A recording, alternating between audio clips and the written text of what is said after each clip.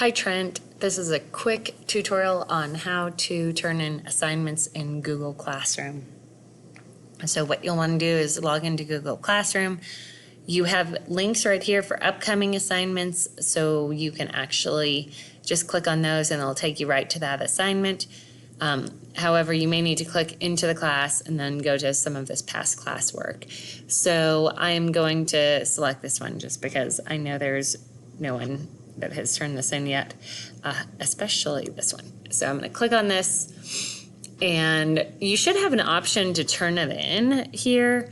If you don't have that option, you may actually have to go to the assignment. So let me view assignment. So when you go to that assignment, there should be a little tab that says turn in.